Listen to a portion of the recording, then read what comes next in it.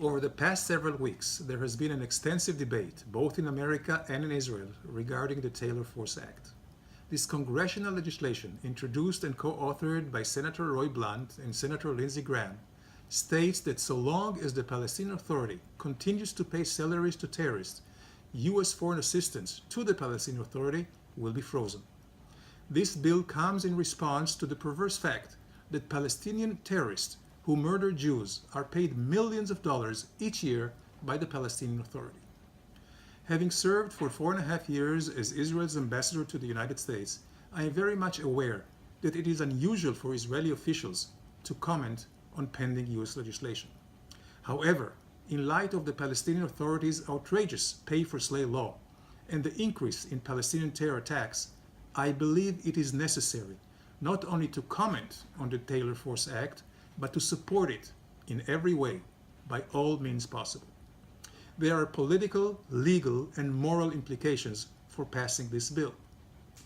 The Taylor Force Act is bipartisan and covers an issue which unites members of both parties in the United States Congress.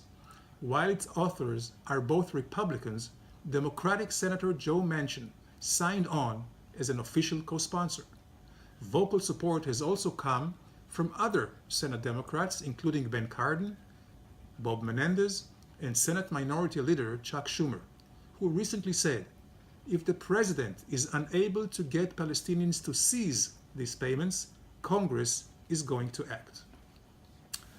The wide support across the aisle for this bill disproves all the false accusations from the left that this is a partisan legislation.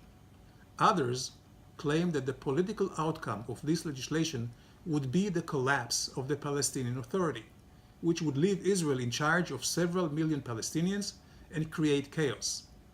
This notion couldn't be more wrong. Much of the monies are being used for funding terrorism rather than for nation building and welfare systems. Additionally, the legislation clearly states that the assistance would continue to the Palestinian security forces so that they may maintain cooperation with the Israeli agencies to ensure stability for the Palestinian Authority and security for Israel. It is illegal in the United States, a criminal act, to fund terrorist activities. Money is given to the Palestinian Authority while they fund terrorist activities make the United States an accomplice. The perception that the US tax dollars are used for humanitarian aid is wrong, as the money is fungible and diverted to terrorism. This opens the potential for lawsuits against the United States government by the victims and their families. The Taylor Force Act is in accordance with US law and would ensure the US taxpayer dollars are used appropriately and responsibly. Supporting terrorism, even indirectly, undermines the moral authority of the United States as the leader of the free world in its fight against terrorism. It weakens US demands of nations such as Iran, Qatar, and Syria that support terror.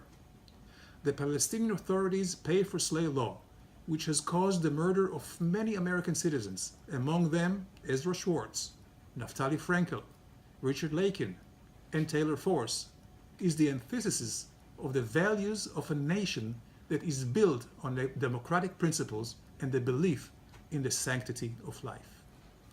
Just as the United States wouldn't aid a government that pays salaries to ISIS, Al-Qaeda, or the Taliban, it shouldn't aid a government that pays terrorists to kill innocent people. In his speech last week in the Kufi summit, Ambassador Ron Dermer clearly stated the Israeli government's support for the Taylor Force Act.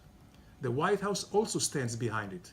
Now it is the time for all Americans to unite and fight for the passage of this legislation. It is long overdue.